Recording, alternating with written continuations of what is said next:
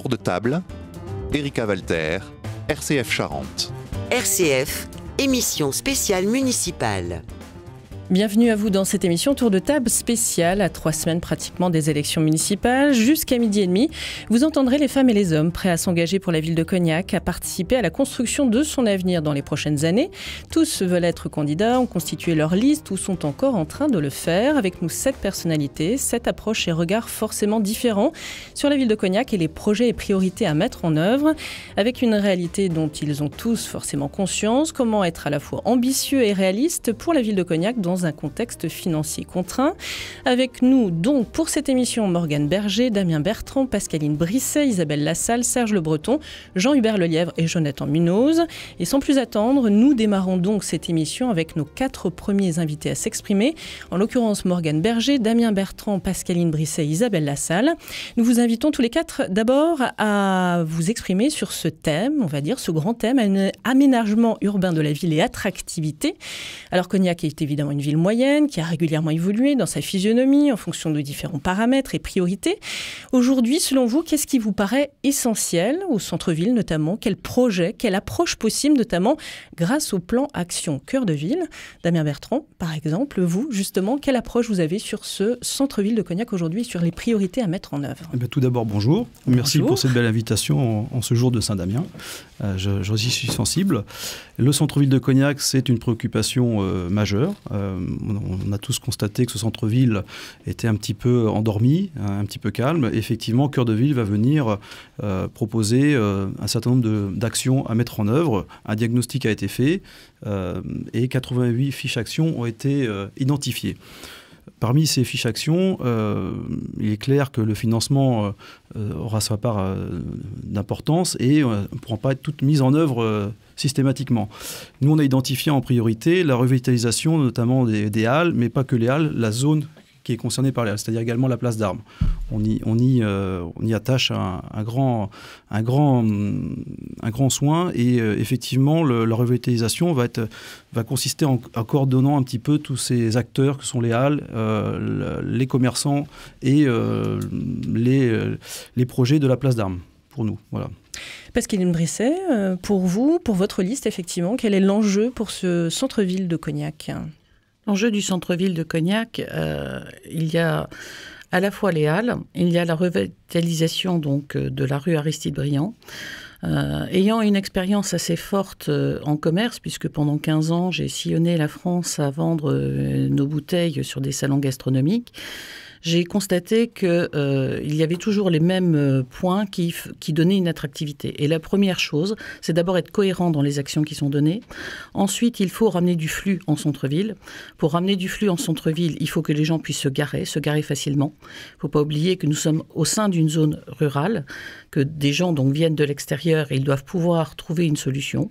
C'est pour ça que nous proposons donc de faire un parking payant sous la place dite d'Écart et également un parking gratuit qui serait situé à côté de la gare et qui serait relié au centre-ville par une navette circulaire gratuite de centre-ville qui permettrait de créer un circuit.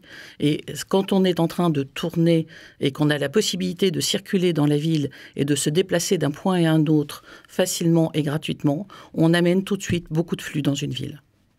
Morgane Berger, ce regard sur ce centre-ville de Cognac, sur absolument ce qu'il faut mettre en œuvre justement pour le dynamiser ou pour approcher autrement aussi cette dimension urbaine, on va dire, du cœur de ville. Merci et bonjour, merci pour votre invitation. Bon, dans cette campagne, on entend tout et son contraire. Moi, je voudrais dire aussi que Cognac n'est pas une ville banale. Elle a des atouts, il faut les valoriser. Elle a un potentiel économique et touristique, un environnement naturel. Cognac n'est pas une ville banale, mais il ne faut pas non plus regarder... le tableau n'est pas noir. Aujourd'hui, il y a un potentiel économique. On a la fierté d'être cognacé. Action Cœur de Ville nous donne des nouveaux moyens, à la fois financiers, à la fois aussi juridiques. Il y a des bonnes initiatives. Là, je suis un peu en contradiction avec Damien quand on parle du marché. Ils n'ont pas attendu les commerçants du marché de se prendre en main et de prendre conscience aussi des difficultés du marché et d'avoir un plan à 7 millions d'euros qui est complètement absurde. Les gens veulent, l'attractivité de la ville passe par des nouveaux logements, et il faut regagner des mètres carrés vacants qui sont disponibles en plein cœur de ville avant d'aller construire des lotissements et des nouveaux parkings en dehors de la ville ou à l'intérieur même de la ville. Donc il faut regagner ces mètres vacants disponibles pour y pour attraper finalement une nouvelle population aussi qui paye l'impôt. Mais l'attractivité passe aussi à l'intérieur même de la ville. Il faut tenir compte aussi qu'il y a une misère sociale qui est importante. Il faut en tenir compte dans nos projets urbains, parce que quand on peut avoir les plus beaux projets réalistes pour la ville, mais il faut tenir compte, c'est le paradoxe, c'est qu'on est dans une ville, un territoire riche, mais une population qui se paupérise de plus en plus. Et c'est le sens aussi de mon action, c'est qu'il faut apporter une aide précieuse à cette population qui vit au quotidien dans Cognac et dont on sous-estime souvent son potentiel. Isabelle Lassalle, votre regard, vous, sur les enjeux en matière d'urbanisme au cœur de ville, mais peut-être plus largement aussi sur quelles priorités, justement, vous voulez vous appuyer? Alors, je pense qu'il n'y avait pas besoin d'audit à 15 000 € pour se rendre compte de l'agonie du centre-ville. La multiplication des ZAC ont contribué à cette agonie. Les parkings payants avec leurs délirants tarifs appliqués l'année dernière. Il est bien évident qu'il faut revenir à une tarification raisonnable, voire même étendre les zones bleues. Il faut redynamiser effectivement le commerce avec des aides à l'installation. Et puis, il faut une ville qui soit sûre et propre pour que les touristes aient besoin ou les citoyens aient besoin de s'y promener et envie de s'y promener. Alors, Damien Bertrand, vous avez évoqué les Halles un peu comme un projet emblématique. Est-ce qu'il y en a d'autres pour vous? Est-ce qu'il faut passer effectivement par différents points qui peuvent permettre une avancée réelle justement de la ville? Et puis progressivement, puisque c'est aussi un projet forcément sur le long terme. Alors on l'a évoqué tout à l'heure, la rue Aristide-Briand est également un projet majeur. Aujourd'hui, cette rue est déserte, il n'y a quasiment plus de commerce.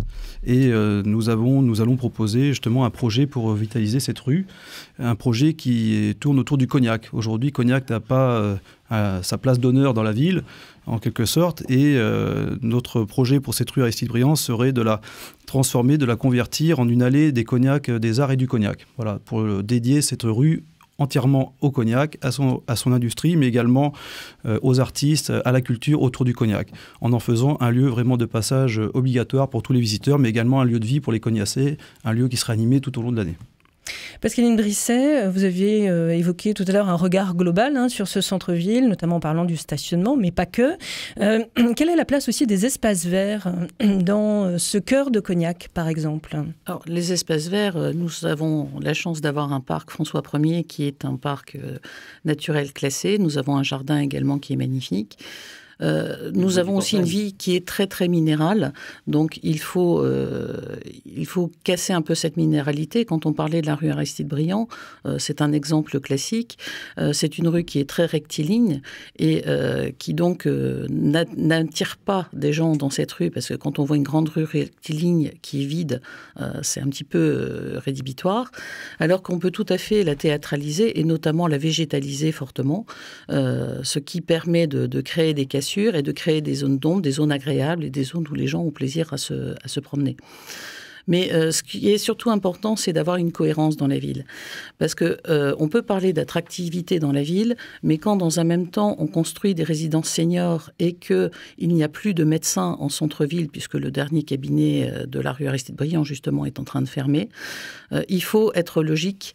Et un des points donc, qui pour nous sera une priorité, ce sera de travailler sur ce point de santé et de ramener donc des médecins en centre-ville.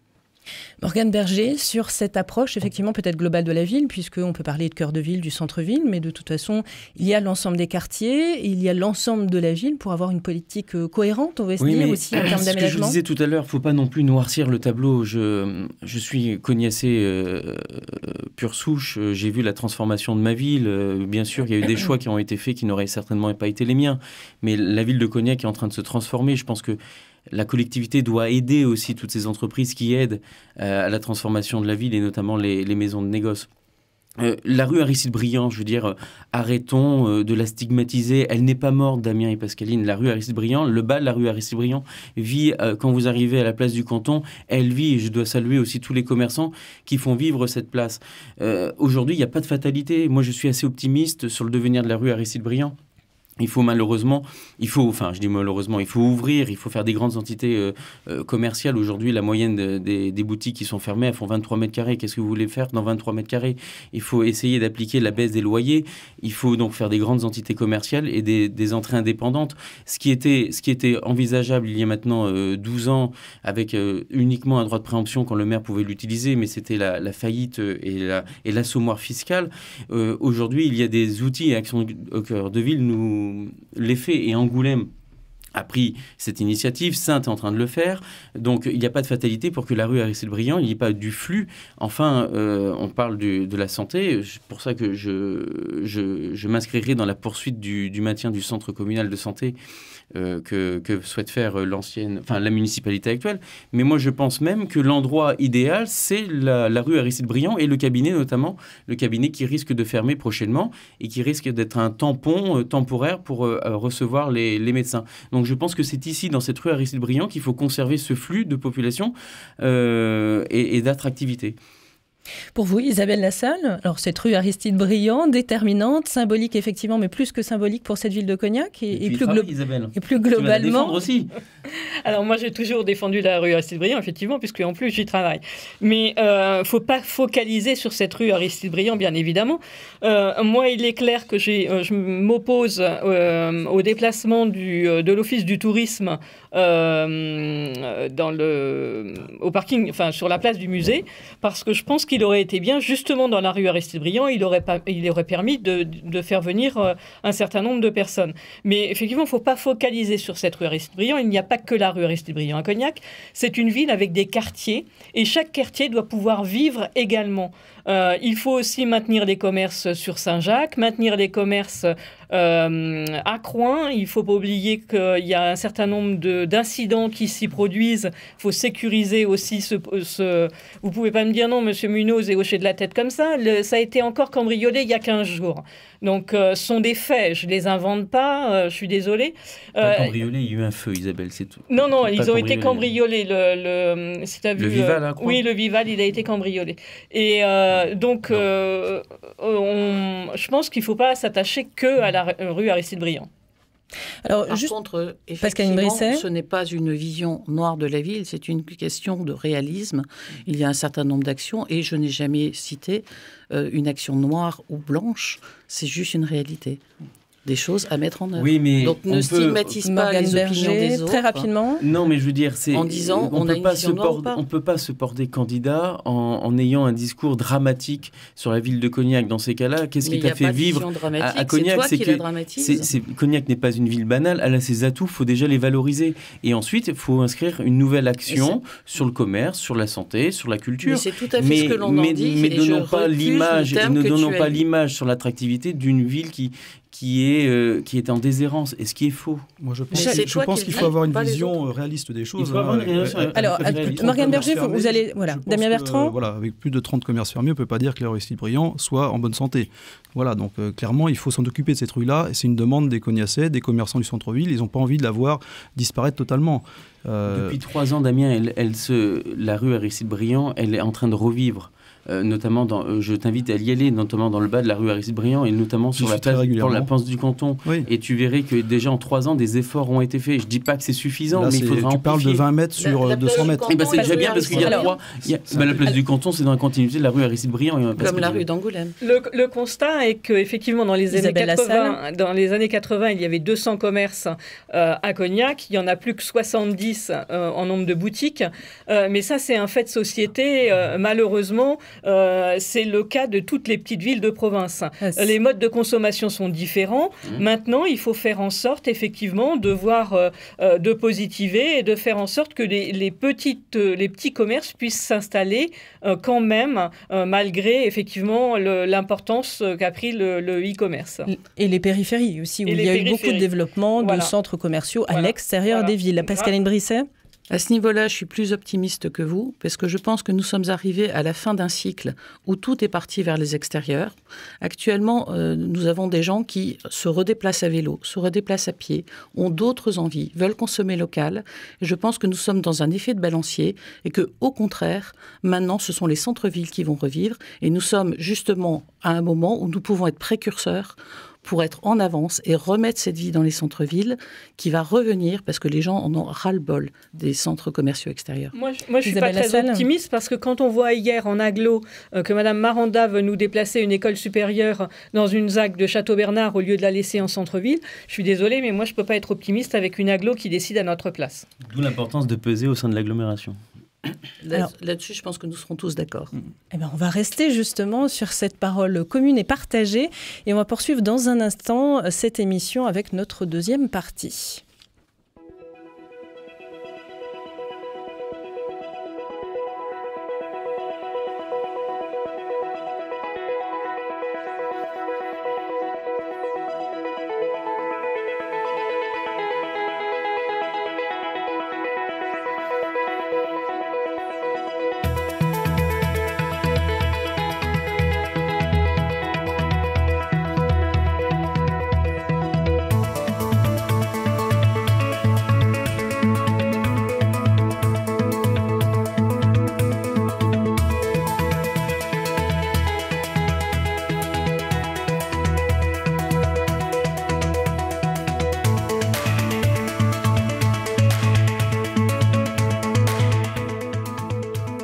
Les élections municipales, RCF.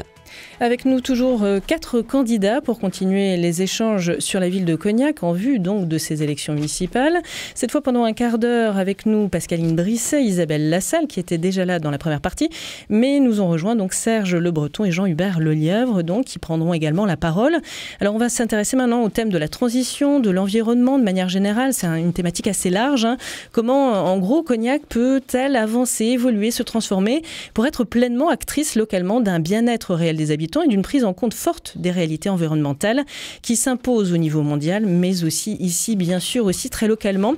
Sur quel levier agir peut-être assez rapidement? Alors peut-être avec vous déjà, Pascaline Brisset, puisque vous l'avez évoqué aussi dans la première partie, justement cette envie d'autre chose, une attente de manière générale de la population et donc forcément aussi des habitants de Cognac. Tout à fait. Actuellement, je pense que nous sommes arrivés à un stade où les gens demandent de l'action. La sensibilisation a beaucoup progressé, beaucoup d'actions ont été faites pour sensibiliser les gens, mais maintenant il faut agir. Nous avons, nous, un projet phare qui est d'utiliser donc l'ancienne piscine d'été qui est au bord du parc François Ier pour en faire un centre qui soit un centre environnement et culture, puisque les deux points vont très très bien ensemble. Nous voulons y loger donc les associations environnementales de Cognac et nous sommes prêts à accueillir d'autres associations environnementales. Les anciens bassins peuvent être des centres culturels pour du graphe, pour de la sculpture, pour plein de choses.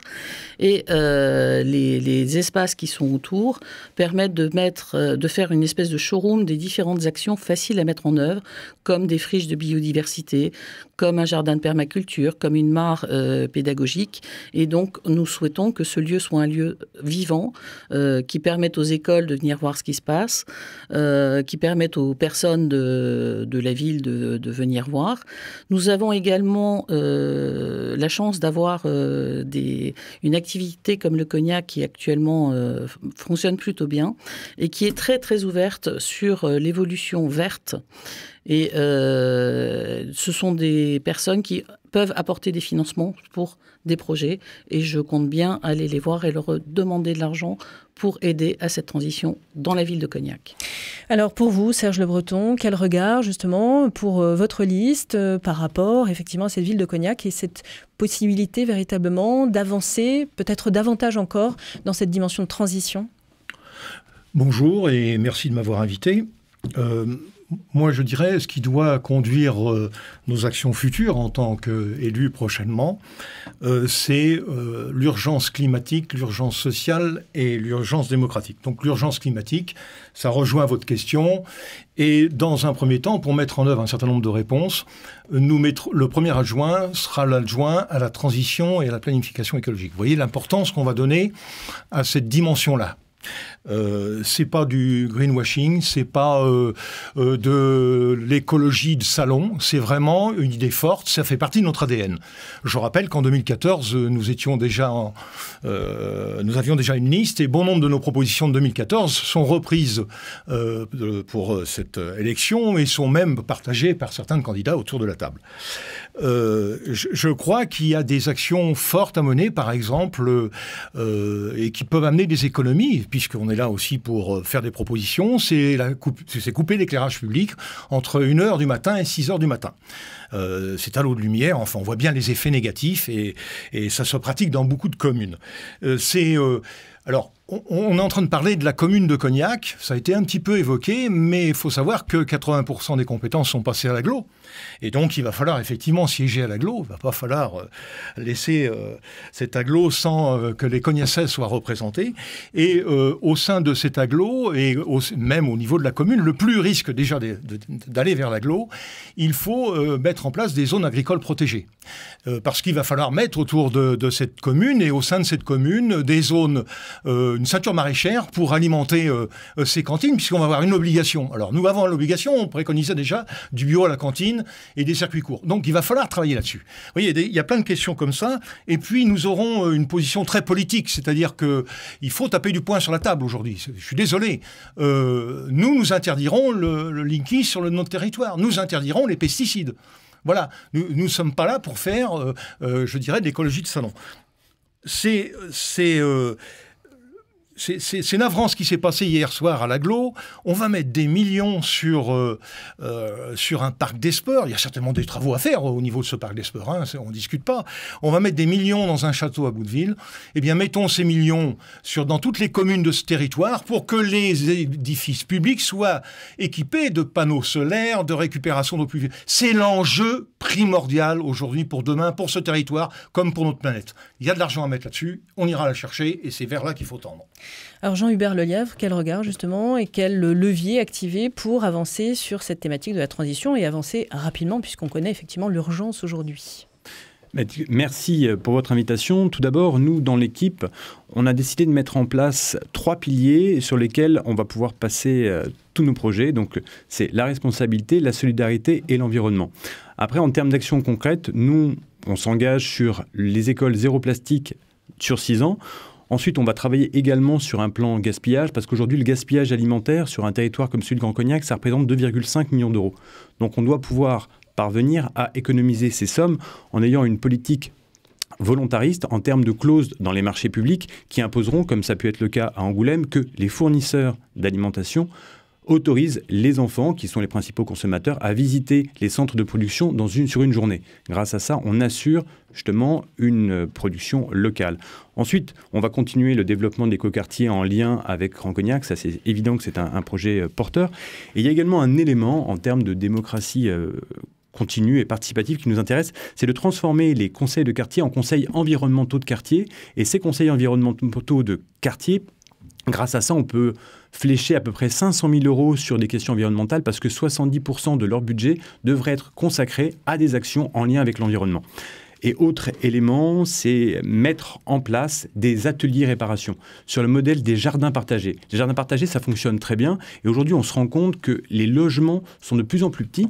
Et ce qu'on voudrait mettre en place, en lien avec Grand Cognac, c'est un système d'ateliers partagés où les personnes qui le souhaitent peuvent avoir leur établi et se retrouver en communauté et réparer, utiliser leurs outils. Parce que grâce à ça, on rentre dans une logique d'économie durable. Ça a marché avec les potagers. Pourquoi ça ne marcherait pas justement avec des ateliers partagés ? Isabelle Lassalle, pour votre liste et vous, donc ce que vous portez comme axe fort ou comme enjeu fort donc pour avancer sur cette thématique de la transition à Cognac. Alors moi je pense qu'il n'y a pas besoin d'être de gauche pour être écolo. On a tous du sang vert qui coule dans nos veines. Il est évident qu'il faut améliorer l'existant, entretenir et préserver la biodiversité grâce à une équipe spécialement dédiée. Il faut aussi effectivement réduire la facture énergétique, notamment avec l'éclairage. mais on n'a pas vocation à être agriculteur. Par contre, il faut faire du localisme, effectivement, et plutôt que d'avoir des jardins partagés, moi je préconiserais plutôt des jardins familiaux, pour que chacun, justement, ait conscience de la difficulté de pouvoir s'approvisionner en local, et puis aussi améliorer peut-être certains revenus qui sont très très bas. Pascaline Brisset, peut-être un mot sur revenir avec vous sur l'alimentation, les circuits courts, peut-être préciser un peu justement votre approche là-dessus, sur cette dimension-là. Alors, sur cette dimension, il faut savoir que la cantine centrale alimente donc une partie de nos cantines, alimente également l'hôpital. Il y a un enjeu auprès de cette cuisine. Il va falloir donc peser à la fois en tant que ville, mais également en tant qu'agglo, puisqu'il y aura un décideur à l'agglo, et également au niveau de l'hôpital, pour transformer les pratiques et aller vers un approvisionnement local. Nous avons la chance à Château-Bernard d'avoir une entreprise qui gère le découpage et la découpe et le nettoyage des légumes. Donc c'est une possibilité qu'il faut développer. Le fait d'avoir une cantine qui a des produits de meilleure qualité et des meilleurs repas proposés limite également les déchets. Et c'est un des enjeux, à mon avis, du mandat d'évoluer beaucoup sur ce point. Serge Isabelle Lassalle, vous vouliez réagir ? Oui, alors moi je pense qu'on basait tout sur le bio, oui pourquoi pas, mais du bio qui vient de Pologne ou de l'agriculture raisonnée qui vient de 10 km à côté de Cognac, je pense que c'est préférable. On a un problème, c'est que dans les appels d'offres, on ne peut pas inclure le critère de proximité. Par contre, on peut inclure la clause environnementale. Donc, il faut fractionner les appels d'offres, inclure cette clause environnementale et effectivement, on pourra avoir des producteurs de proximité. Oui, en ce qui me concerne... Serge Le Breton. Excusez-moi. En ce qui me concerne, il n'était pas question qu'on fasse venir des légumes de je ne sais où, et ainsi de suite. Si je parle de ceinture maraîchère, c'est bien avec cette volonté de produire local et de consommer local. On veut aussi favoriser les nouvelles formes collectives d'acquisition foncière. Ça, c'est possible. Dans un PLU, on peut permettre des choses, et donc il y a des choses à développer comme ça. Il faut aussi se diriger, je pense, au niveau de la commune, vers l'achat d'énergie verte. Il y a plein de choses à faire comme ça. Alors moi, je renvoie, parce que je sais qu'on est pris par le temps, mais je renvoie à notre blog où on a plus de 160 propositions qui sont énoncées. Je dirais aussi, dans cette démarche-là, on souhaiterait ouvrir sur Cognac un lieu où d'économie alternative, où pour lutter un peu contre l'obsolescence programmée. C'est-à-dire, avec un savoir-faire, les gens partageraient un petit peu leur savoir-faire et on réparerait. Voilà. Il y a plein de solutions comme ça. C'est des petites gouttes d'eau. Mais politiquement, il y a des choses à faire qui sont essentielles, avant toute chose. Et qu'en est-il des déplacements aussi, puisque Pascaline Brisset, je crois que vous l'évoquiez tout à l'heure, peut-être une autre envie de se déplacer aussi dans la ville de Cognac. Il y a notamment l'association Vélo de Vie qui prône effectivement une place plus importante, notamment en matière de sécurité aussi, de pouvoir véritablement circuler au quotidien à vélo à Cognac. Jean-Hubert Lelièvre, là-dessus, effectivement, il faut réussir à trouver, à proposer et à rendre cette ville de Cognac davantage accessible et pouvoir se déplacer sous différentes formes, véritablement ? On est tous d'accord sur ce sujet. Il faut que la route soit partagée. C'est pas simple dans une ville qui a été conçue pour la voiture. Simplement, imaginer des voies cyclables partout, extrêmement sécurisées, ça me paraît compliqué dans une ville comme Cognac. Simplement, moi, ce que je veux mettre en place, c'est des voies qui soient, elles, clairement identifiées. Donc on peut imaginer avec une couleur verte ou rouge sur le sol qui permettent justement à l'automobiliste d'envisager la possibilité que la route, il va devoir la partager avec un cycliste. Ensuite, pour faciliter l'usage du vélo en ville, il faut également en faciliter l'utilisation avec la mise en place d'endroits où on puisse poser son vélo sans crainte de se le faire dérober. Donc des endroits où justement avec des parkings sécurisés qui existent. Et donc c'est ce type de points de passage, de points d'ancrage qu'il faut multiplier dans la ville. Et ensuite, il faut également mettre en place des actions de médiation afin que la place du vélo devienne quasi naturelle en ville. Isabelle Lassalle, sur cette place du vélo qu'elle peut avoir dans les années à venir à Cognac. Oui, effectivement, il faut du respect déjà, du respect des automobilistes envers les piétons, envers les cyclistes, des cyclistes envers les piétons, parce qu'on sait que les cyclistes sont dangereux aussi pour les piétons, dans la mesure où ils roulent, pour pas rouler sur la route, ils roulent sur les trottoirs. Je pense qu'il faut un partage de cette route. Et effectivement, moi je pense qu'avec un marquage au sol, sans faire des voies cyclables, avec un marquage au sol, on peut justement attirer l'attention plus facilement des automobilistes. Il est possible aussi de faire des voies à sens unique, des rues à sens unique, comme la rue Martel ou la rue Élysée-Mounier, où on gagnerait des places de stationnement et on pourrait effectivement à ce moment-là faire des voies cyclables. Pascaline Bresset, sur effectivement cette possibilité de se déplacer autrement qu'en voiture à Cognac. Tout à fait. Ce qui est dommage, c'est que quand on a fait des aménagements comme les quais, où il y avait vraiment la largeur pour faire une piste cyclable, ça n'a pas été fait. J'invite également à aller sur notre site, donc cognac2020.fr, où nous développons nos différentes propositions. Et nous avons donc notamment indiqué 3 endroits où nous allons installer des parcs sécurisés pour les vélos, donc près de la gare, en centre-ville, pas loin des Halles, et près de la mairie. Je suis d'accord avec Monsieur Le Breton, l'aspect énergétique est un point très important, c'est 1,5 million dans le budget de la ville. Notre maison, donc celle que je partage avec mon mari et mes enfants, est chauffée par géothermie. C'est très confortable, ça fonctionne parfaitement bien à Cognac. Je pense que c'est une énergie que nous pouvons développer. Nous avons eu l'accord des ABF pour mettre une toiture solaire qui va être installée dans 15 jours, qui va couvrir à peu près 1/3 de notre consommation en électricité. Notre jardin est en permaculture. Donc nous avons un certain nombre de choses qui peuvent se développer.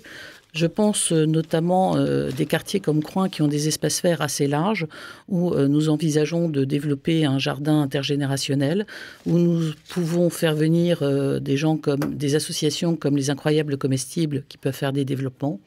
Il y a énormément de choses à faire positives. Alors, on va en rester là pour cette deuxième partie de débat, d'émission, mais restez à l'écoute puisque cette émission, effectivement, et en plus c'est un sujet qui le mérite, cette transition, Serge Le Breton, mais ne vous inquiétez pas, il y a d'autres sujets encore à venir, donc restez à l'écoute puisque donc, nous poursuivons dans un instant cette émission.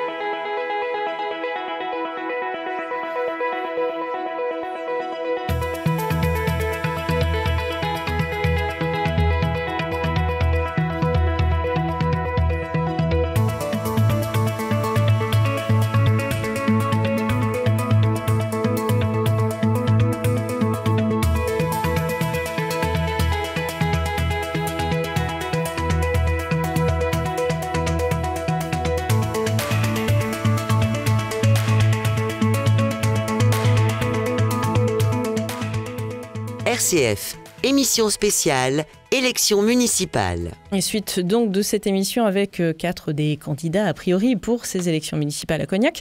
Autour de cette table maintenant, Morgane Berger, Serge Le Breton, Jean-Hubert Lelièvre et Jonathan Munoz.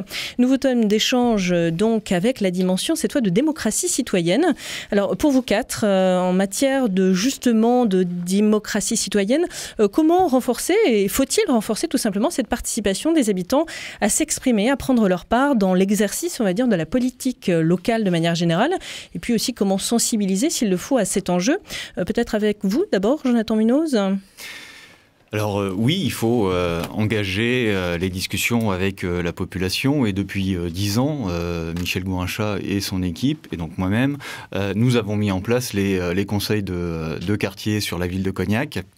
Ça a été une vraie opportunité pour les citoyens de s'impliquer. Au-delà des conseils de quartier qui ont un budget, qui travaillent sur des propositions et on voit de très belles réalisations. Il y a actuellement sur la ville de Cognac des inaugurations qui sont en cours avec des projets de cadre de vie portés par les citoyens.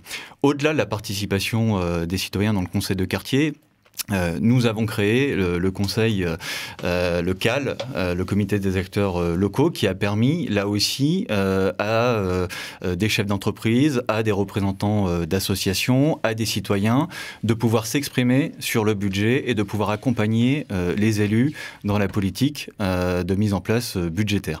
Et donc, je pense qu'il faut aller encore plus loin. Et donc, Première chose, nous renouvellerons les conseils de quartier au sein de Cognac en commun, qui est notre liste. On souhaite aller plus loin aussi avec la mise en place d'un budget participatif sur lequel chacun pourra s'exprimer sur des projets d'intérêt général, puisqu'on est bien dans cette idée-là de construire de l'investissement dans l'intérêt général. Et puis, dans l'échange et de la participation citoyenne, bien évidemment, c'est la rencontre entre les élus et les citoyens. Et là, on souhaite mettre en place des actions qui sont récurrentes de rencontres autour de l'environnement, autour du cadre de vie, pour faire participer, que ce soit les jeunes, les seniors, les habitants dans un quartier, à la vie locale et à leur cadre de vie.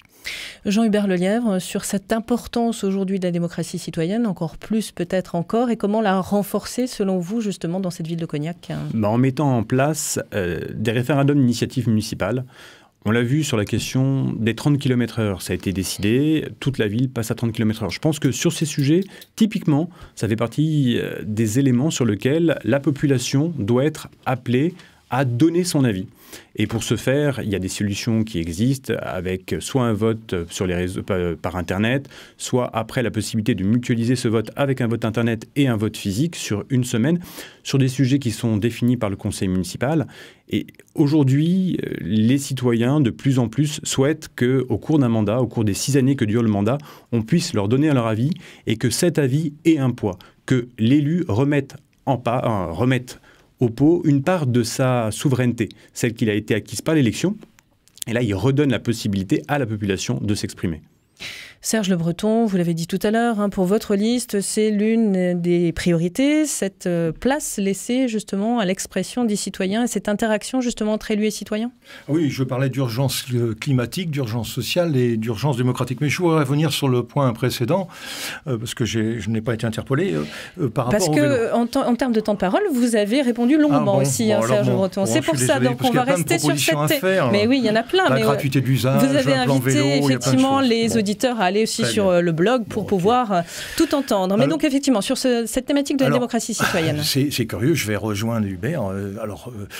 C'est clair que nous sommes pour le référendum d'initiative citoyenne. Ça, c'est clair. Sur les projets structurants, nous solliciterons la population. Il n'est pas question du jour au lendemain, on mette 7 millions d'euros, par exemple, pour rénover les halles. C'est-à-dire, on demandera aux citoyens s'il est plus important pour eux de rénover les halles ou effectivement, de faire des économies d'énergie en changeant les chaudières des écoles, en mettant des panneaux photovoltaïques ou des choses comme ça. Les conseils de quartier, alors je connais bien cette question-là, pour y avoir travaillé antérieurement avec le maire et avec Jonathan. Moi, je dis aujourd'hui, les conseils de quartier doivent évoluer. Ça doit être des conseils citoyens où effectivement, on est dans une démarche d'éducation populaire. C'est-à-dire qu'on va travailler le budget avec eux, on va leur faire prendre conscience ce que c'est que la décision et comment on fait un budget et quels sont les choix à faire par quartier et pour l'ensemble de la ville. Ça, c'est une volonté qui nous anime et qui est assez forte. Alors, je suis très curieux qu'on se retrouve à la fois sur la gratuité des transports, sur le... Alors là, c'est extraordinaire. Vous allez faire la liste commune? Je ne sais pas ce qu'on va faire, oui. Mais bon, tout arrive.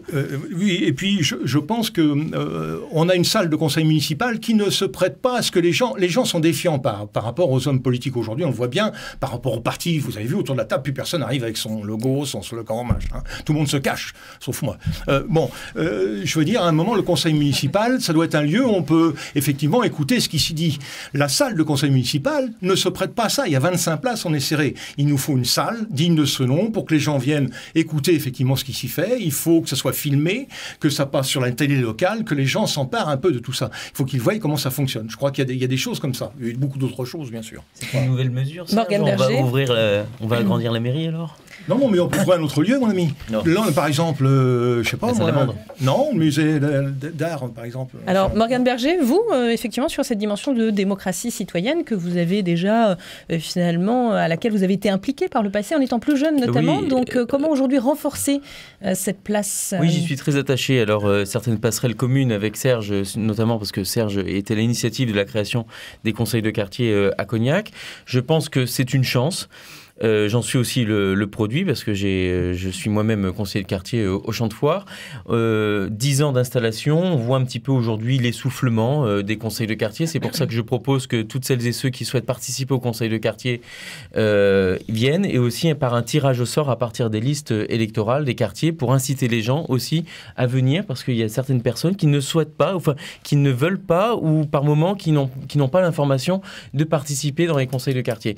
Enfin, sur les référendums locaux, c'est une bonne idée à laquelle je n'adhère pas. Tout simplement parce que je me dis que quand on est 25 élus de la majorité et on se doit d'être des candidats, enfin des élus de proximité, à l'écoute de tous les citoyens, représentatifs de la population, on entend finalement les inspirations de la population.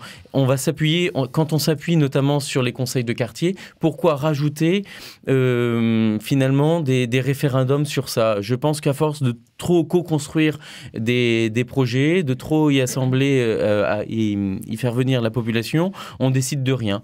Donc c'est pour ça que je pense qu'il faut s'appuyer sur les élus, des élus de proximité, des élus qui entendent la population, représentatifs de tous les quartiers. On s'appuiera sur les associations, sur les entreprises, sur les conseils de quartier, et c'est déjà bien suffisant. Jonathan Munoz. Sur la co-construction, moi je pense qu'il faut associer en effet la population, les acteurs du territoire, et au final c'est les élus qui décident. Je voulais répondre à ce que disait Jean-Hubert juste en introduction sur les 30 km/h. Les 30 km/h, ils n'ont pas été décidés par les élus.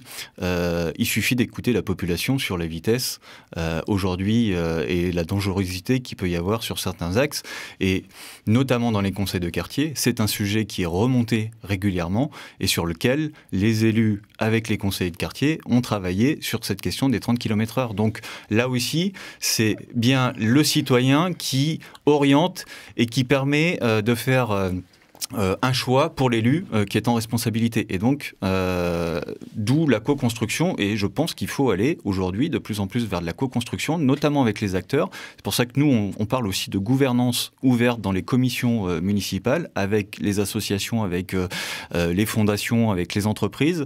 Parce que là aussi, ce sont les acteurs du terrain et c'est eux qui peuvent faire remonter les idées et les propositions. Alors un petit point. Morgane Berger, très rapidement. Un petit point à laquelle je voudrais rajouter, parce que aujourd'hui, à écouter, on vient de citoyen à partir de 18 ans. Moi, j'en suis le pur produit, et aussi avec Jonathan, du Conseil municipal des jeunes.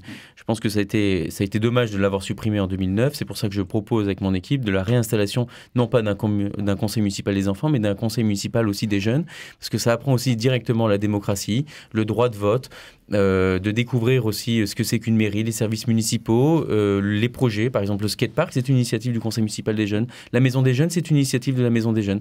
Donc tout ça, les jeunes, c'est la réflexion de ces jeunes, et à partir de 13-14 ans aussi dans les collèges où on peut prendre des décisions. Jean-Hubert Lelièvre, sur la place, effectivement, finalement, de toutes les générations, on va dire, aussi dans cette interaction avec les élus, cette démocratie citoyenne pour tous, finalement, pour les jeunes, peut-être pour les plus anciens, parce que les conseils de quartier, donc effectivement, il faut aussi sensibiliser, on va dire, accompagner les uns et les autres pour leur dire qu'ils ont toute leur place, toute leur parole à prendre, on va dire, dans cette vie démocratique à Cognac. Tout le monde a des choses à dire et tout le monde doit pouvoir se prononcer. Et c'est pour ça que je reste attaché au référendum d'initiative municipale, parce que j'entends cette campagne, je la mène sur le terrain, j'ai rencontré à peu près 2500 personnes et on se rend compte que ce qui a été pensé, ce qui a été choisi à un instant donné, tout évolue très vite. Pour rebondir sur ce que dit Morgane, j'ai eu la chance également de participer à un conseil municipal des jeunes. Je pense qu'il faut également qu'il y ait un conseil municipal des enfants, parce qu'on se rend compte que d'un point de vue générationnel, les enfants ont un regard complètement différent sur la ville que les jeunes. Et il y a une autre idée qui nous a paru intéressante, c'est de créer un conseil des sages. Mais ce conseil des sages, il serait créé sur un mode qui peut être intéressant où tous les médaillés de la ville qui ont été justement médaillés depuis que les médailles sont mises en place seraient membres d'office et ensuite les autres membres seraient désignés à l'unanimité des membres du conseil municipal pour que tous les gens autour de la table qui représentent l'ensemble de la ville de Cognac puissent donner leur avis, bloquer ou pas la nomination d'un nouveau membre de ce Conseil des sages. Et là, je pense qu'on aurait un Conseil des sages représentatif et qui pourrait donner des avis sur des sujets touchant à la vie de Cognac. Serge Le Breton. Oui, un référendum d'initiative citoyenne, des conseils citoyens où toutes les générations peuvent participer, n'en rajoutons pas. Je veux dire, on va faire un conseil des barbus, un conseil des chauves, et ainsi de suite. Je veux dire, à un moment, s'il y a des lieux où la discussion elle est possible, où on peut interpeller, saisir, faire des propositions, il faut arrêter, quoi. Je veux dire, à un moment, voilà. Jonathan Munoz. Il existe sur la ville de Cognac le label Ville Amie des Aînés, sur lequel, justement, les seniors participent activement. Ils ont encore des réunions très prochainement avec les élus de la ville et ils proposent des choses qui sont concrètes, qui sont sur leur quotidien.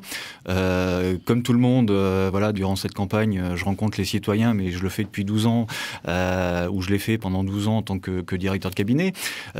Quand les seniors vous disent, en effet, dans les cimetières, il faut des bancs parce que pour nous, c'est compliqué vu la distance qu'il y a à faire.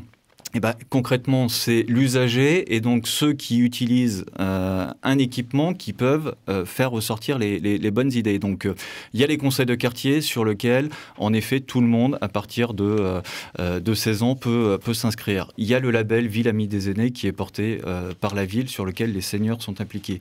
Il y a le comité des acteurs locaux sur lequel les associations, le monde économique sont associés.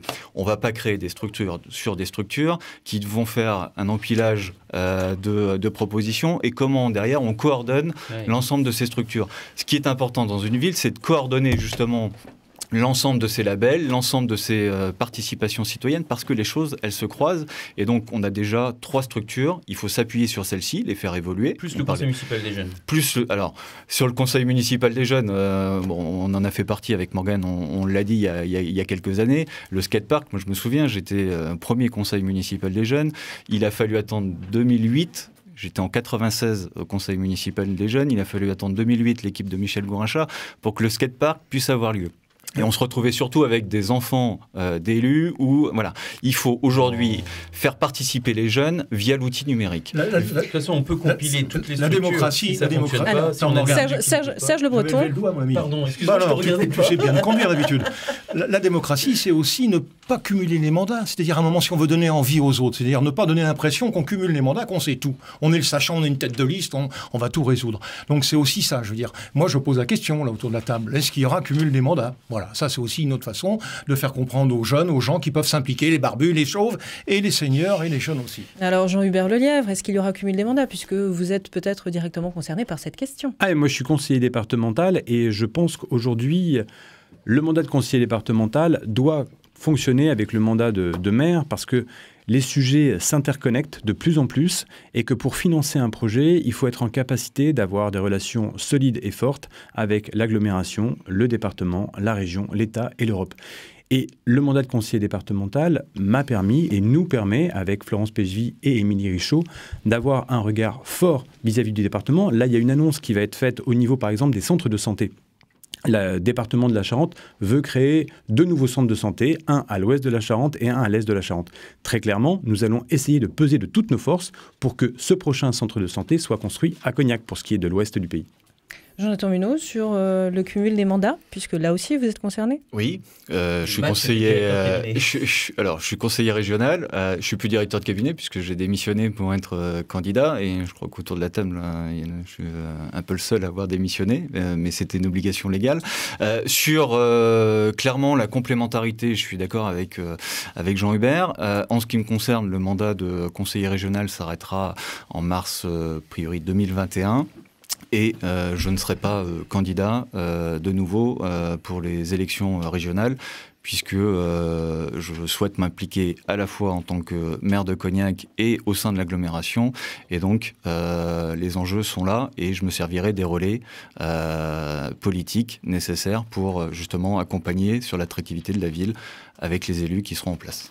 Merci à tous les 4. On va continuer dans un instant cette émission spéciale consacrée aux élections municipales à Cognac.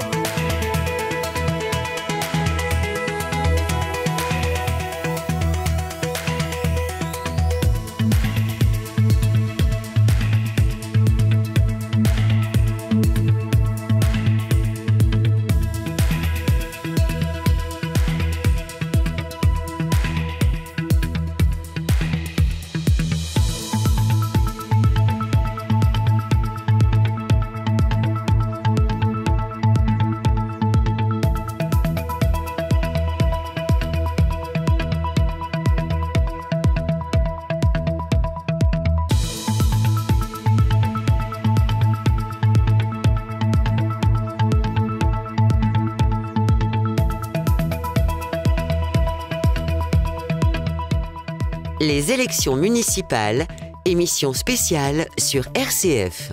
Et nous ouvrons maintenant la 4e partie déjà de ce débat autour de l'avenir de la ville de Cognac vu par les femmes et les hommes qui devraient donc mener une liste pour les élections municipales à Cognac le 15 mars prochain. Ce sera donc le premier tour. Pour échanger maintenant, Morgane Berger, Damien Bertrand, Pascaline Brisset, Jean-Hubert Lelièvre et Jonathan Munoz. Et nous nous arrêtons maintenant en quelque sorte sur une dimension que nous pouvons qualifier de vie quotidienne en abordant des besoins prioritaires et le cadre de vie aussi des habitants de la ville de Cognac. Et on va commencer par la santé puisque Jean-Hubert Lelièvre, vous l'avez finalement déjà évoqué aussi cette dimension de la santé avec donc ce projet de centre de santé à venir. Donc aujourd'hui un peu partout, cette question de l'accès aux soins pour tous se pose. Quelle réflexion pour pouvoir être justement dans une approche sur la durée aussi, puisque cette question du manque de médecins généralistes elle est vraiment cruciale évidemment. Alors quel projet aujourd'hui pour avancer justement sur cette question sur la durée, Damien Bertrand ? Mais là encore, on parle de priorité numéro 1, la santé. Ça concerne tout le monde, toutes les tranches d'âge, toutes les populations. Et il est évident qu'aujourd'hui, le focus principal doit être sur cette question-là. Donc nous aurons également dans notre équipe une personne dédiée, un adjoint dédié à la prévention et à la santé, de façon à attirer sur notre territoire les professionnels de santé qui nous manquent aujourd'hui cruellement. Il y a eu un défaut d'anticipation dans ce secteur-là. Maintenant, on fait face à une urgence. Et voilà, des centres de santé sont en train de s'ouvrir. Je pense que ce ne sera pas suffisant, il en faudra d'autres. On a également besoin de redévelopper la confiance dans notre hôpital à Cognac, qui a de bonnes pratiques et qui mérite d'être mise en avant également. Voilà, on se situe également sur un volet préventif avec un plan d'alimentation locale, en développant également le sport-loisir. Donc voilà, on a tous ces aspects de la santé qui sont traités, que ce soit la prévention ou l'action. Jonathan Munoz, vous vouliez réagir et peut-être aussi avancer sur ces questions de la santé. Je vais réagir parce que au propos de Damien Bertrand, et je pense que de toute façon, c'est propos qui vont être tenus par quelques personnes autour de cette table. L'anticipation, elle était faite. Il y a moins de 10 ans, quand Michel Gourinchas a posé le diagnostic du problème démographique de médecins généralistes, on lui a quasiment ri au nez en disant que son diagnostic était faux. On est 10 ans après. Aujourd'hui, on est dans l'urgence. Pendant ces 10 années, la mairie, Michel Gourinchas et son équipe ont travaillé justement sur un centre de santé. Les mentalités ont évolué, notamment avec le corps médical et notamment avec les généralistes libéraux qui aujourd'hui ont conscience des difficultés qui sont les nôtres. Et le travail qui est fait sur cette fin de mandat par Michel Gourinchas et son équipe permet d'avoir un centre de santé communal. Morgane en a parlé tout à l'heure sur la rue Aristide-Briand. On va faire la transition entre la création du centre de santé qui sera place Camille Godard et qui permettra d'offrir en effet une offre de santé en centre-ville de médecins généralistes. Et en attendant, il y aura un temps de latence en attendant que les travaux se fassent sur la rue Aristide-Briand. Aujourd'hui, la problématique, elle est nationale. Cognac a... On parlait d'attractivité tout à l'heure, une vraie attractivité. On a un produit, une économie qui fonctionne. On a aujourd'hui une ville qui est dynamique en termes d'équipements sportifs, culturels. On a des écoles, 13 écoles primaires, des collèges, des lycées. Il faut démontrer en attirant les médecins que ce territoire-là, à la fois pour le conjoint, pour trouver du travail, permet en effet au conjoint de trouver un emploi à côté, et surtout de démontrer que avec l'offre globale que l'on a sur le territoire, on est en capacité d'attirer des nouveaux médecins. On est à 1h30 de Bordeaux, 1h30 de Limoges, de Poitiers, 1 heure de La Rochelle, et donc on a des moyens de convaincre les médecins, des jeunes médecins de venir, et c'est d'ailleurs la démarche qui a été entreprise, d'aller voir le doyen de l'université de Limoges pour travailler avec lui et de faire venir des jeunes étudiants pour regarder un peu quelle est l'offre globale sur le territoire. On parlait d'attractivité de logement. Je pense qu'aujourd'hui aussi, ce que recherche un jeune médecin, c'est un cadre de vie. Avec la création d'un écoquartier, on apporte quelque part ce bien-être sur la ville. Ce que je ne peux pas laisser dire par les uns et les autres, c'est que rien n'a été fait par l'équipe actuelle. Les choses prennent du temps, les discussions, et je suis content de la proposition qui est faite par Jean-Hubert Lelièvre, parce qu'en conseil municipal ont eu lieu de grands débats sur lesquels les élus qui sont sur sa liste et qui siègent aujourd'hui au conseil départemental avaient un point de vue qui était différent. Je suis content que tout le monde vienne sur nos positions et travaille dans le bon sens, dans l'intérêt général. Sur le centre de santé communal, la région va participer financièrement et pour avoir un discours cohérent et pour que les médecins viennent, il faut que l'ensemble des élus, que ce soit la ville, l'agglo, le département, la région, ait un discours qui soit commun. Morgane Berger, sur cette question effectivement de la santé, sur cette dimension d'attractivité, pour donner effectivement envie à des médecins généralistes de s'installer sur la durée sur la ville de Cognac. C'est sûr qu'il faut une ville qui soit attractive et qui puisse accueillir aussi cette nouvelle population et donc de nouveaux médecins. Pour faire écho un peu aux propos de Jonathan, oui, il y a un diagnostic qui a été posé par la ville il y a de nombreuses années et ça a été dans une impasse parce qu'il y avait un manque d'interlocuteurs sur ce sujet-là. D'ailleurs, je dois même saluer le travail entrepris par Marianne Reynaud sur ce sujet depuis nombreuses années. Cependant, depuis quelques mois, c'est peut-être dû un peu à l'élection municipale, c'est un peu la course à l'échalote. Il faut trouver des médecins généralistes et c'est l'affolement sur l'ouverture du centre de santé. Jonathan, on nous l'avait dit pour le mois d'avril, maintenant les derniers, ça pourrait être au mois de juillet, pourquoi pas au mois de septembre, on n'a toujours pas de médecins, on ne connaît toujours pas le coût de ce que ça va représenter de salariés aussi des médecins, entre 4 500 à 6 000 euros par mois, on nous annonce 600 000 euros de travaux place Camille Godard, donc je veux dire tout ça c'est des agents d'entretien, des secrétaires administratifs, donc tout ça ça a un coût, il faut que la population en ait conscience. C'est pour ça que j'ai écrit ce projet municipal avec mon équipe autour du centre de santé communal, parce que même si c'est pas la vocation de la municipalité de salarier des médecins, il va falloir qu'on le fasse, mais de manière parallèle, il va falloir aller chercher des médecins, il va falloir vendre la ville, c'est pour ça que je disais tout à l'heure que c'était important d'être optimiste et de valoriser vraiment l'image de la ville,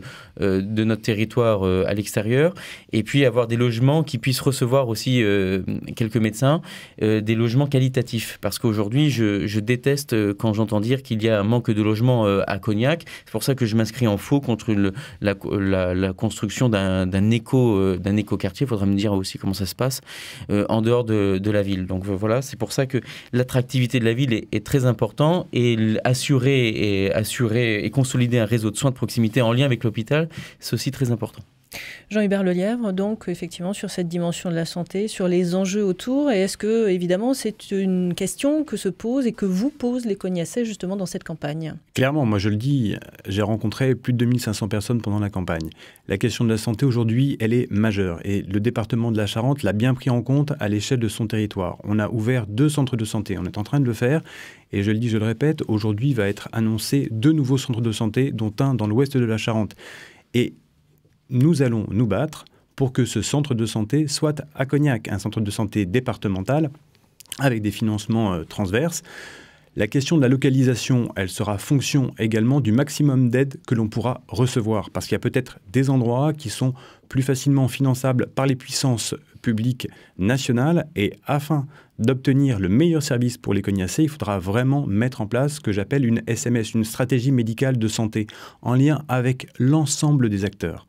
Aujourd'hui, on se rend compte que les médecins sont prêts à prendre des stagiaires, mais ils veulent se décharger de toute la dimension logistique. C'est à nous, puissance publique, de prendre à notre charge cette dimension logistique en facilitant l'accès à un emploi pour le conjoint, en facilitant également le logement avec des logements collectifs, avec 4 ou 5 chambres où les étudiants puissent se retrouver entre personnes qui partagent la même culture.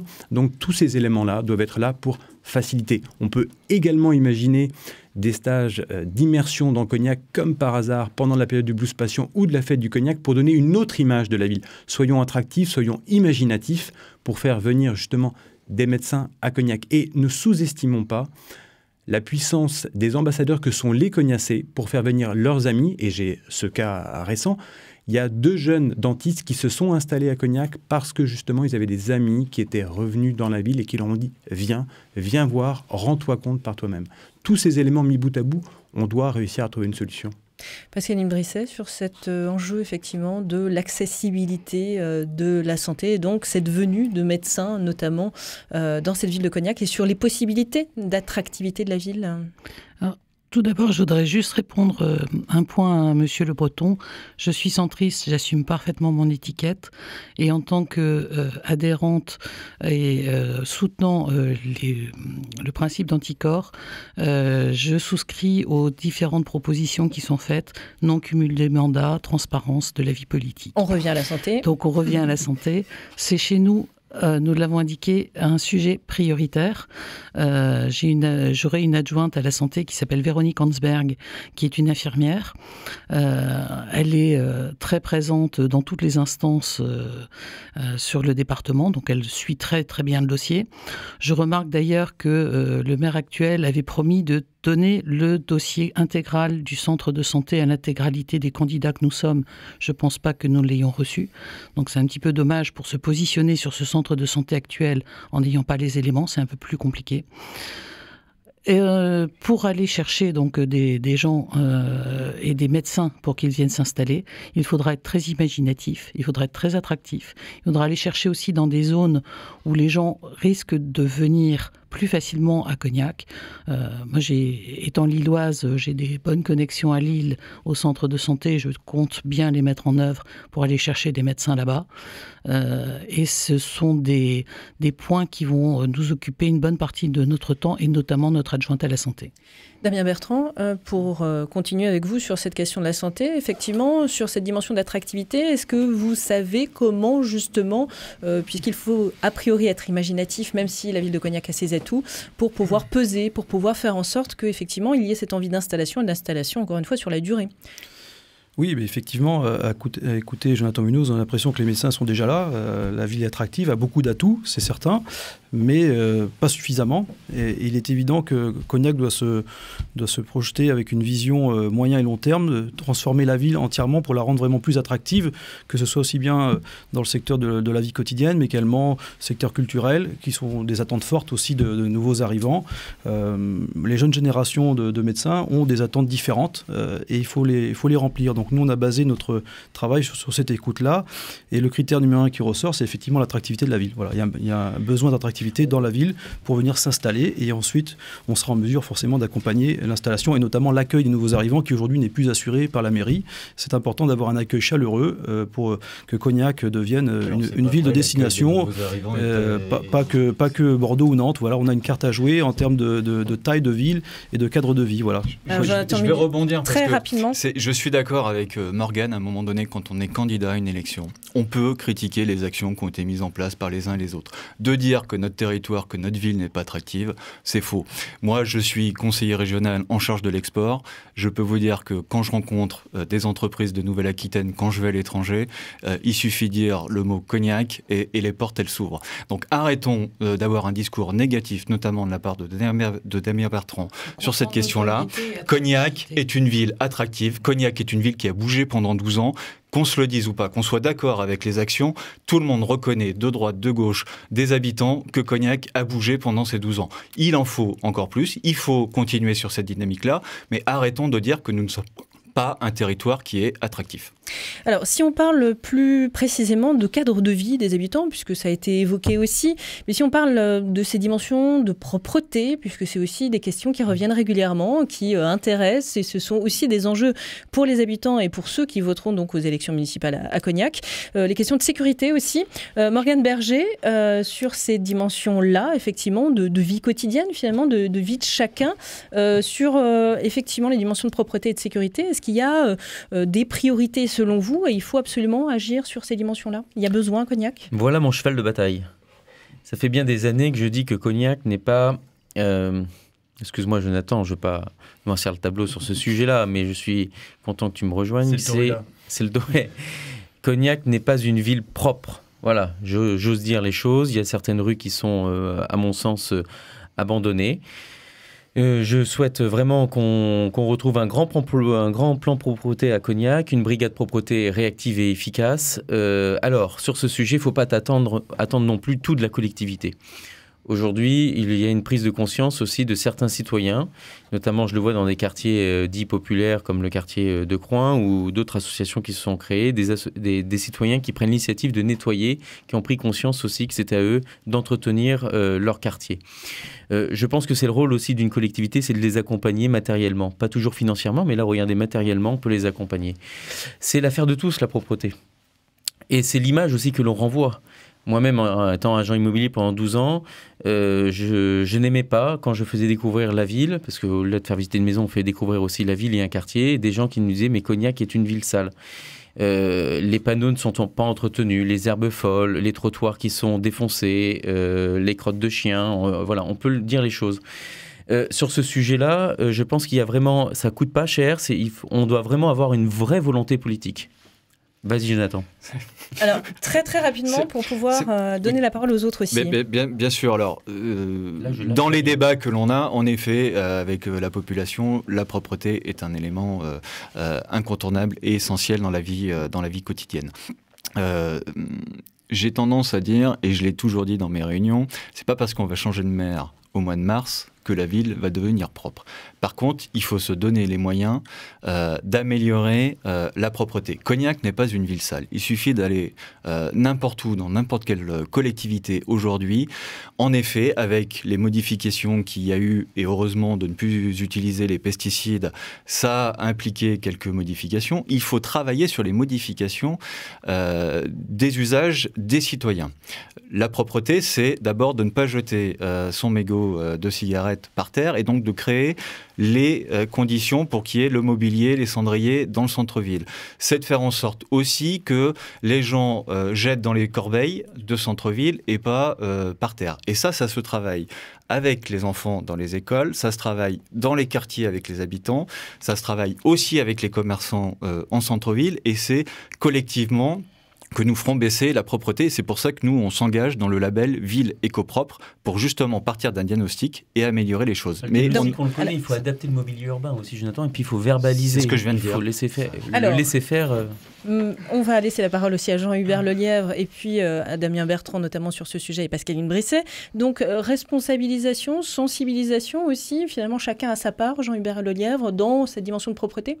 Voirie, propreté, sécurité. Avec l'expérience municipale qui est la mienne, c'est toujours les trois piliers qui reviennent en permanence et les attentes des populations vis-à-vis de l'équipe municipale. Aujourd'hui, on a un service propreté qui fait un travail remarquable. Bien entendu, la population trouve que ce sera jamais assez. Ce qu'il faut, c'est les accompagner, continuer à donner du sens à leur métier en modifiant certaines pratiques, en utilisant, là où c'est possible, l'intelligence artificielle, en mécanisant certaines tâches, en automatisant d'autres tâches. Il y a beaucoup de choses à imaginer et à envisager pour que justement la ville soit de plus en plus propre. Mais la propreté, c'est une question de sensation. Quand les gens viennent à Cognac, ce qu'ils veulent, ce qu'ils attendent, c'est une ville propre, une ville sécurisée et ensuite des trottoirs efficaces. C'est là-dessus qu'il faut aller et c'est là-dessus qu'on ira. Damien Bertrand, sur ces dimensions-là, alors effectivement, propreté, mais aussi sécurité, la dimension de la voirie également. Il y a clairement une différence énorme entre l'image du Cognac et ce que renvoie la ville. Donc aujourd'hui, il y a un décalage entre justement cette économie florissante et ce que projette la ville. Et ça, la déception, elle est réelle, elle est palpable pour tous les visiteurs de Cognac. Nous, on en a pris conscience. Sur cette question de propreté, on est plus sur une démarche de prévention, d'éducation. Voilà, la meilleure façon de nettoyer, c'est de ne pas salir. Moi, c'est ce qu'on m'a appris quand j'étais petit. Et je pense que c'est des choses, des gestes citoyens qu'il faut remettre en avant. On est également très favorable à organiser des marches de propreté collectives, de façon à non seulement collectivement voir la situation et l'améliorer.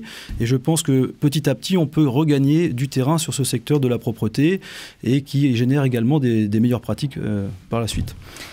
Pascaline Brisset, ce cadre de vie des habitants à Cognac, c'est un enjeu essentiel. Vous le sentez aussi pour les habitants ? Bien sûr, on vit tous les jours dans sa ville, donc on a envie que la ville reflète ses attentes et ses envies.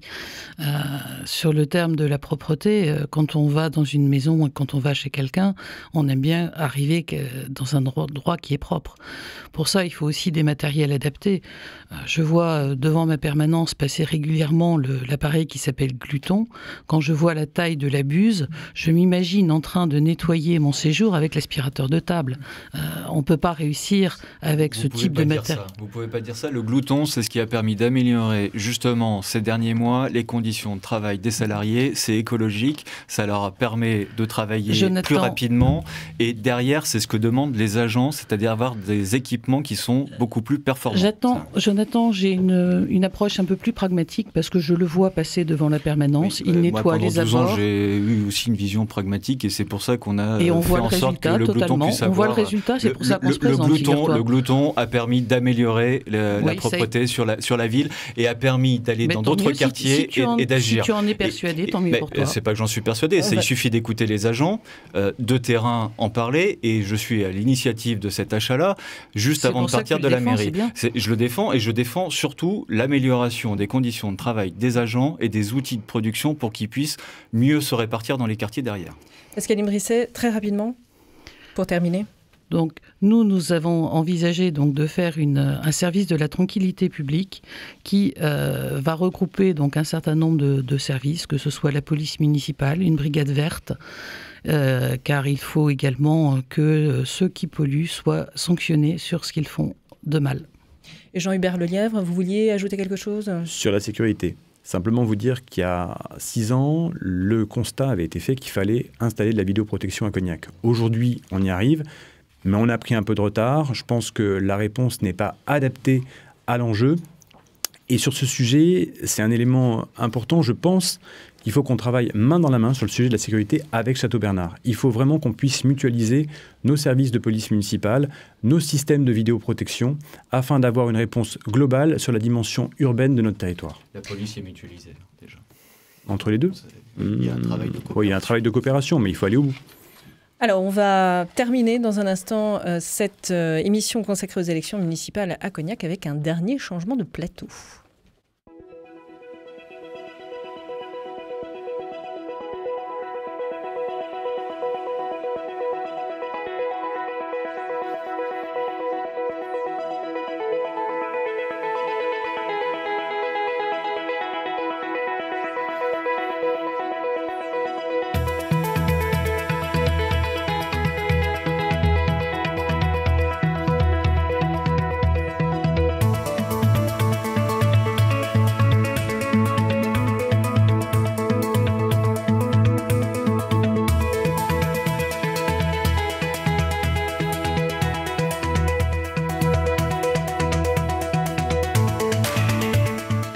Les élections municipales sur RCF, émission spéciale. Et dernière ligne droite dans ce partage de regards sur la ville de Cognac et sur son avenir avec les femmes et les hommes donc qui seront candidats a priori pour les élections municipales le 15 mars prochain. Pour terminer cette émission, Damien Bertrand, Isabelle Lassalle, Serge Le Breton et Jonathan Munoz. Et dernier thème d'échange avec vous autour de la dynamique de la ville et notamment si on parle de dynamique, il y a les associations qui représentent évidemment une dynamique forte dans cette ville de Cognac, associations sportives, de solidarité, qui sont source aussi de liens social, de partage, de vivre ensemble, ces associations. Alors, quelle approche, justement, pour vous, par rapport à ces associations, Isabelle Lassalle ? Oui, alors d'abord, je voudrais quand même dire quelques mots parce que je n'ai pas pu intervenir sur mais c'est un peu la règle du jeu, c'est frustrant, mais c'est comme ça. On va rester sur notre dernière partie et donc là, sur les associations, parce que c'est aussi très important pour cette ville de Cognac. Alors, les associations. Aujourd'hui, on ne décide plus de grand-chose puisque la plupart des compétences au niveau du sport déjà ont été déléguées et transférées au Grand Cognac. Voilà.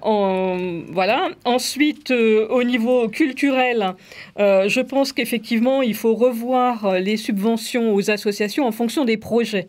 Il y a des associations qui n'ont pas de projet, qui ne cherchent pas de mécènes et qui pensent que les associations, c'est un chèque en blanc. Enfin, les subventions, c'est un chèque en blanc. Je pense aussi qu'à un moment, il faut aussi revoir le lien social, surtout avec les enfants. On a un problème aujourd'hui d'augmentation de la délinquance, d'augmentation d'incivilité. Il faut que les jeunes aient des centres d'accueil les mercredis et les samedis après-midi. Et moi, je propose d'ouvrir les maisons de quartier aux jeunes. Il faut aussi municipaliser quelques compétences sociales afin d'aider vraiment les personnes défavorisées. effectivement, peut-être moins donner les points pouvoir à la ZERC, par exemple. Alors là, je vais me faire des ennemis, c'est sûr, mais je ne suis pas à ça près. Et il faut aussi transformer Cognac en une ville handi-compatible. Donc, il faut aussi renforcer et créer des associations pour que les handicapés puissent vraiment participer à la vie associative. Damien Bertrand, sur cette dimension associative et sur ce que les associations apportent à la ville de Cognac et comment les accompagner pour qu'elles apportent encore plus peut-être ? Nous avons la chance à Cognac d'avoir un tissu associatif extrêmement riche, avec plus de 200 associations. Je pense que pour tout habitant ou nouvel arrivant, on doit pouvoir s'exercer n'importe quelle activité sociale, culturelle, sportive. Et néanmoins, ces associations, elles sont un peu en souffrance. Il y a des problématiques très importantes pour elles, sur le bénévolat, sur le financement, mais également sur la technicité des dossiers, sur la sécurité. On a bien vu, malheureusement cette année, on a été privé de marché de Noël à Cognac pour des raisons de sécurité, technique, etc., etc. Il y a besoin d'un accompagnement plus fort. C'est pour ça que nous avons identifié la mise en place de grandes assises des associations que nous voudrions mettre en place en début de mandat, pendant 3 mois, consulter de façon très exhaustive toutes les associations municipales et construire avec elles les besoins du futur, que ce soit des besoins financiers, que ce soit des besoins en salle, que ce soit des besoins en accompagnement juridique ou comptable, par exemple.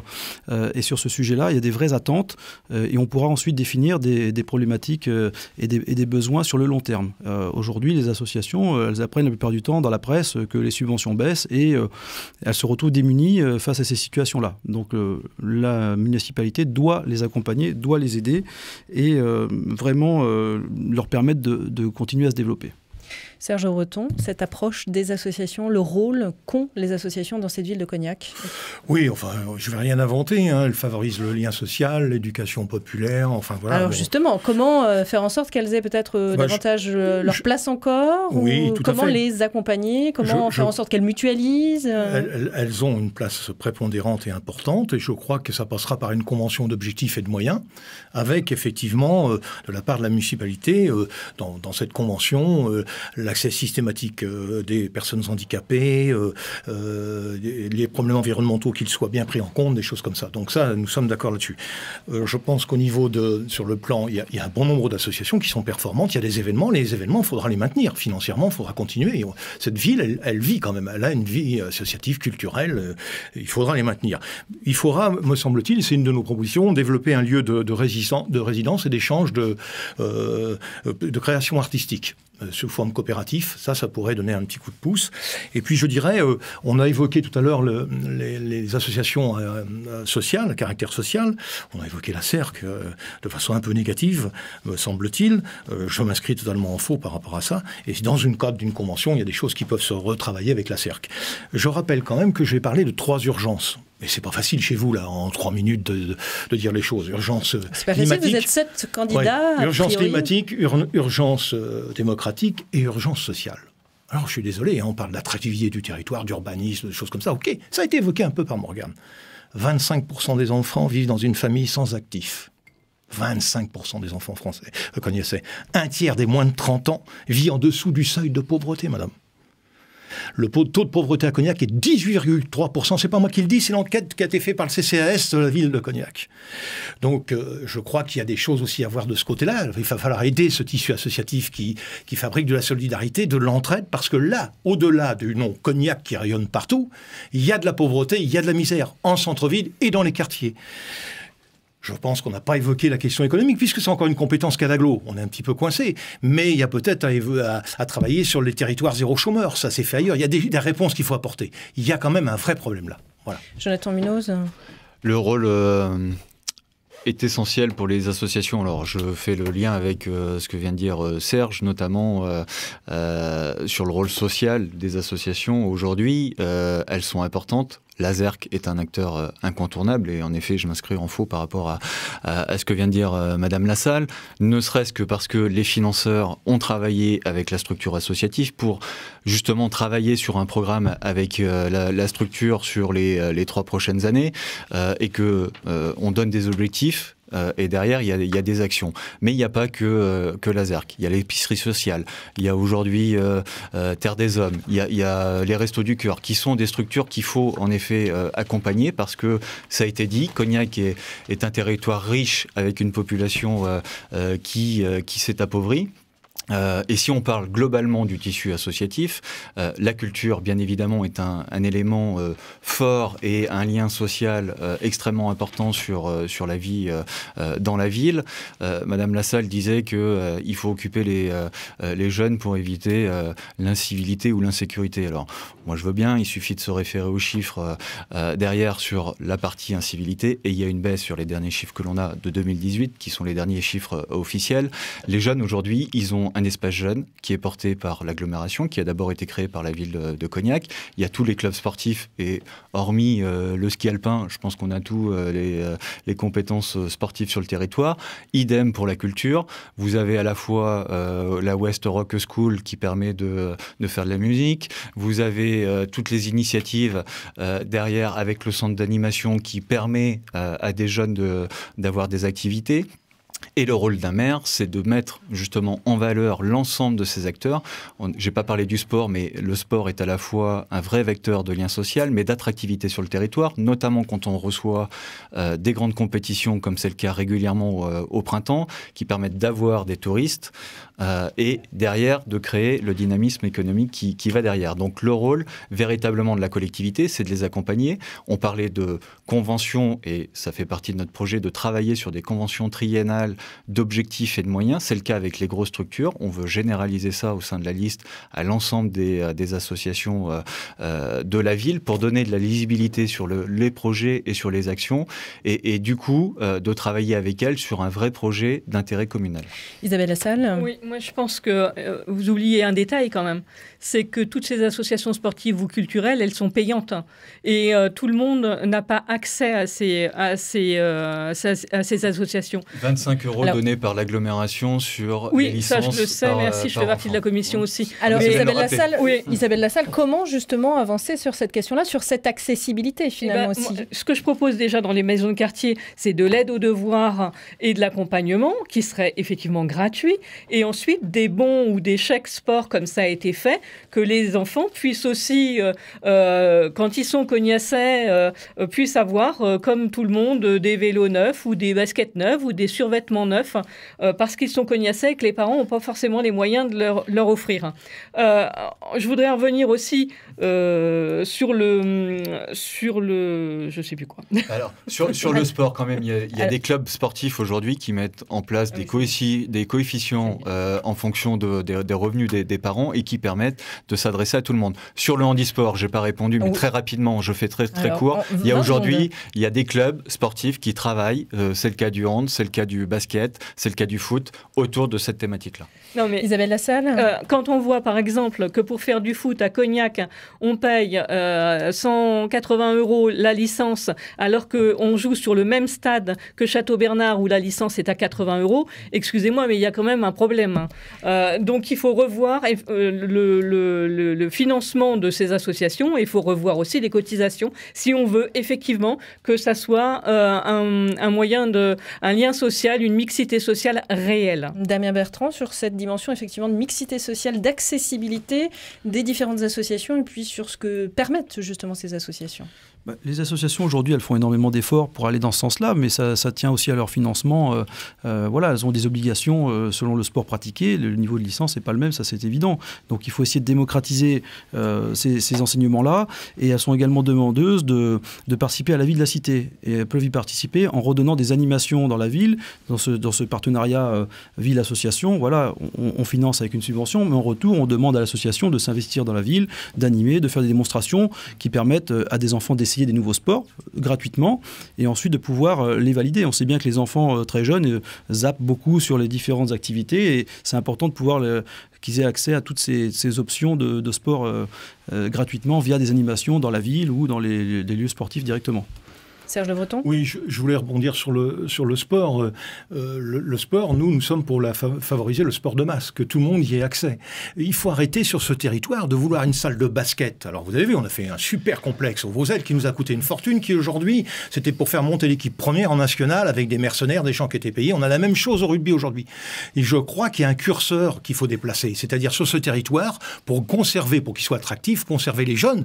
Vous avez plus de la moitié des jeunes, 2/3 des jeunes de 25 ans qui se voient partir Cognac dans les 3 ou 4 années. Toujours sur ce diagnostic qui a été fait. À un moment, il faut leur permettre d'avoir accès au sport, de façon, effectivement, il faut diminuer les coûts, mais il ne faut pas aller investir sur des structures qui correspondent à des villes qui sont 3 fois plus importantes que la nôtre. Il ne faut pas rêver que demain, on aura une équipe de rugby ou de basket qui vont évoluer en National 1.